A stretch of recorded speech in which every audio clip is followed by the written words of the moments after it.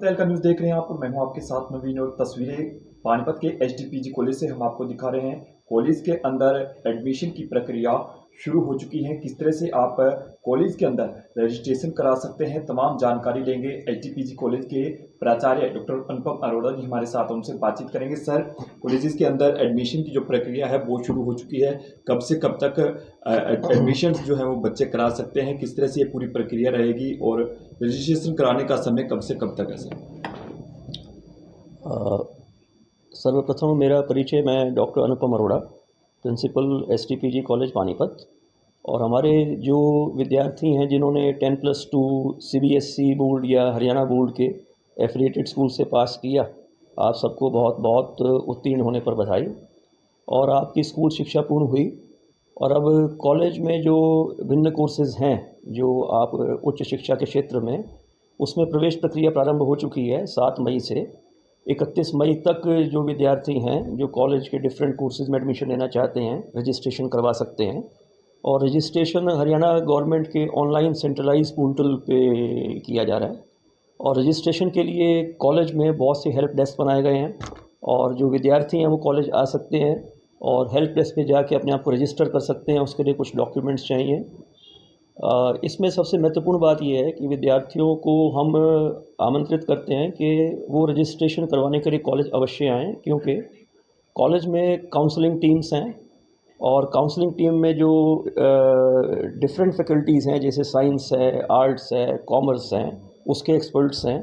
तो जो स्टूडेंट जो भी कोर्स ज्वाइन करना चाहते हैं उन्हें आके पहले काउंसलिंग टीम में एक्सपर्ट से बात करनी चाहिए, अपने कोर्स के स्ट्रक्चर के बारे में जानकारी लेनी चाहिए, उन्हें कोर्स कंटेंट में क्या पढ़ाया जाएगा ये जानकारी लेनी चाहिए, उनके कोर्स से रिलेटेड करियर की अपॉर्चुनिटीज़ क्या हैं, ये सब जानकारी उन्हें काउंसलिंग टीम से आकर बात करनी चाहिए।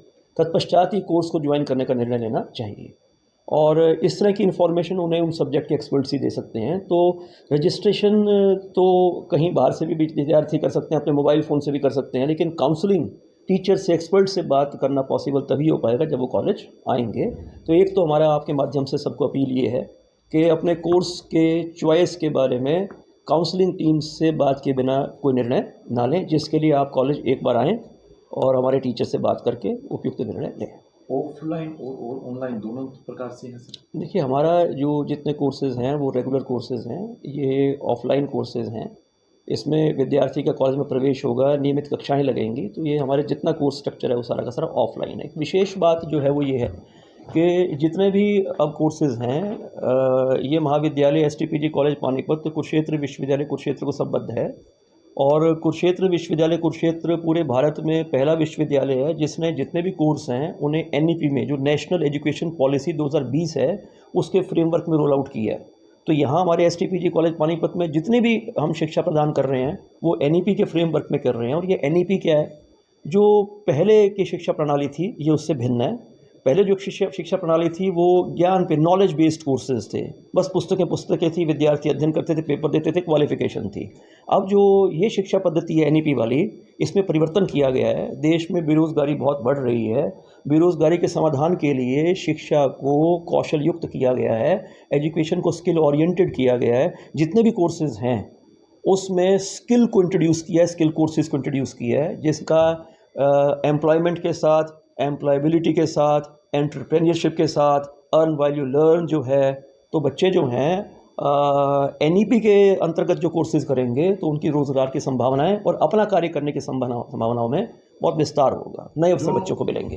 जो रेगुलर कोर्स आपने बताए, इसके अलावा भी जो आपको नए कोर्स आपने शुरू किए हैं? जी, देखिए, परंपरागत जितने कोर्सेज़ पहले चल रहे हैं, बैचलर आर्ट्स का कोर्स है, बैचलर साइंस का कोर्स है, bachelor physical science, bachelor life sciences, BCom का कोर्स है, बीकॉम ऑनर्स का कोर्स है, अंडर ग्रेजुएट में प्रोफेशनल कोर्सेज़ हैं, बीबीए कोर्स है, बीसीए कोर्स है। ये कोर्सेज़ पहले ही महाविद्यालय में चलाए जा रहे हैं। अतिरिक्त इसके इस वर्ष जो है bachelor of journalism and mass communication का कोर्स हो गया, और बीए में फैशन डिज़ाइनिंग और बीए में ज्योग्राफी सब्जेक्ट, और सर्टिफिकेट कोर्स इन फ्रेंच और certificate course in German. In 5 courses का प्रस्ताव हरियाणा सरकार को भेजा हुआ है और शीघ्र ही वहाँ से अनापत्ति, नो ऑब्जेक्शन जो है, हमें ऐसी अपेक्षा है सरकार से मिलेगा और इन कोर्सेज़ को इस सत्र में हम प्रारंभ कर पाएंगे, ऐसी योजना है। साथ ही विद्यार्थियों के लिए विशेष रूप से हम देख रहे हैं कि गत वर्षों में अनेक विद्यार्थी संपर्क कर रहे हैं जिन्हें अनेक प्रकार की आर्थिक कठिनाइयों का सामना करना पड़ रहा है अपने शिक्षा की निरंतरता के दृष्टिकोण से। तो इसके लिए एक तो जो स्कॉलरशिप्स का हमने प्रोविज़न किया, एक तो मेरिट बेस्ड स्कॉलरशिप्स हैं कि विद्यार्थियों को उनकी जो अंक प्रतिशत है, परसेंटेज है पास क्लासेस में, उसके बेसिस पे हम स्कॉलरशिप्स ऑफ़र करेंगे। जैसे जिन विद्यार्थियों के परसेंटेज 95% से अबव है उन्हें 4000 रुपीज़ का स्कॉलरशिप है। ऐसे जिनका 90 से 95 है उन्हें 3500 का है, एंड सो ऑन। ये तो हो गए मेरिट बेस्ड स्कॉलरशिप्स जिसका क्राइटेरिया परसेंटेज होगी। इसके अतिरिक्त नीड बेस्ड स्कॉलरशिप्स हैं। ऐसे बहुत से विद्यार्थी हैं जो मेरिट के जो क्राइटेरिया है उसमें लाई नहीं करते, तो नीड बेस्ड स्कॉलरशिप्स हैं, उन्हें भी आवश्यकता होती है। जैसे फादरलेस स्टूडेंट्स हैं, ऐसे बच्चे हैं। सिंगल पेरेंट जो स्टूडेंट्स हैं, ऐसे बच्चे भी हैं।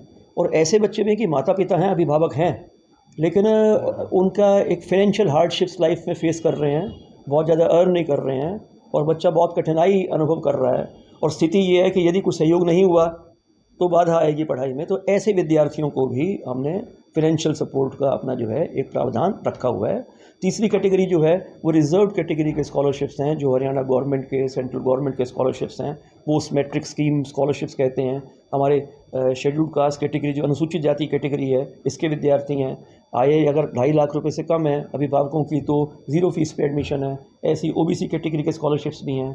तो मेरिट बेस्ड स्कॉलरशिप्स हो गए, उसके बाद नीड बेस्ड स्कॉलरशिप्स हो गए, फिर रिजर्व कैटेगरी स्कॉलरशिप्स हो गए। जब हम एक ऐसा प्रावधान भी हमने किया कि एनी कैटेगरी, अगर पेरेंट्स हार्डशिप फेस कर रहे हैं, उसमें बात किसी रिजर्व कैटेगरी की नहीं है, जनरल कैटेगरी भी है, हमें संपर्क कीजिए, हम यथासंभव आपका सहयोग करेंगे। अतिरिक्त इसके इस वर्ष जो है कुछ और भी करने की जो योजना है वो ये कि हम देखते हैं कि हमारे जो विद्यार्थी हैं ये कम्पिटिटिव एग्ज़ामिनेशन के लिए तैयारी करते हैं, बहुत सी कोचिंग्स पे ये लेते हैं। और जितने भी हमारे देश में कम्पिटिटिव एग्ज़ामिनेशन है, चाहे वो छोटे पदों के लिए या बड़े पदों के लिए है, उसका एक एसेंशियल कंपोनेंट जो है वो जनरल स्टडीज़ है, जिसे जनरल नॉलेज कहते हैं, जनरल स्टडीज़ कहते हैं।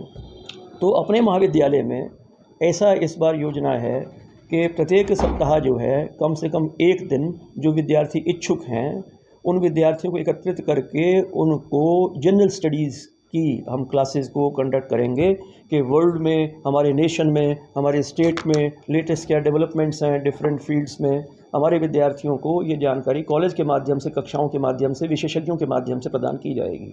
दूसरा एक ये है कि हमारे जो स्टूडेंट्स हैं, क्योंकि बहुत से बच्चे जो हैं रूरल एरिया से भी आते हैं, हम देखते हैं कम्युनिकेशन में बहुत स्मार्ट नहीं हैं, तो हमारे विद्यार्थी कम्युनिकेशन में स्मार्ट हों, जो उनके आइडियाज़ हैं, जैसा सोचते हैं उसको भाषा दे सकें, अपने विचार को अभिव्यक्त कर सकें।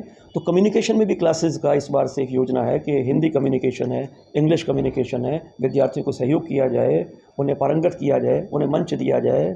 इससे उनमें आत्मविश्वास की वृद्धि होगी, अपनी बात को कह पाएंगे। सफल होने के लिए, एक सक्सेस के लिए गुड कम्युनिकेशन का होना बहुत ज़रूरी है।